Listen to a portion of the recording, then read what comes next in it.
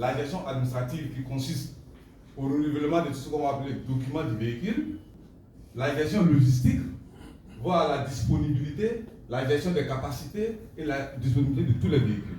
Ensuite, la gestion technique, dont il va s'agir de la maintenance préventive comme de la maintenance curative.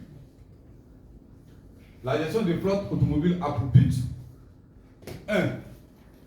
D'optimiser les coûts logistiques, de planifier l'emploi des véhicules, de garantir la disponibilité de ces derniers, le suivi des conducteurs et la gestion des stocks de carburant et des pièces de rechange.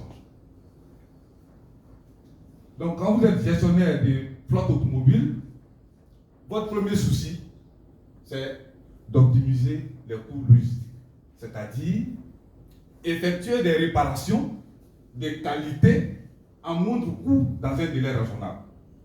C'est ça le but. Ensuite, planifier l'emploi de ces véhicules. Vous disposez d'un certain nombre de véhicules. L'exploitation de ces véhicules-là va accroître la production de votre société. Il s'agit de la mobilité. Ensuite, le gestionnaire de flotte automobile a en sa charge la formation des conducteurs, qui est primordiale.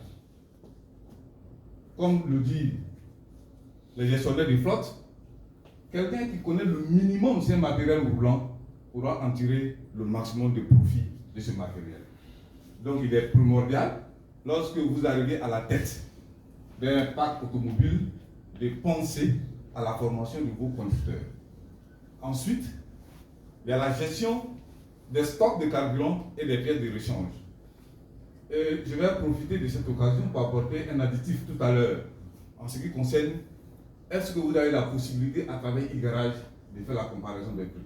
Je pense que le directeur général est parti très loin dans sa démarche.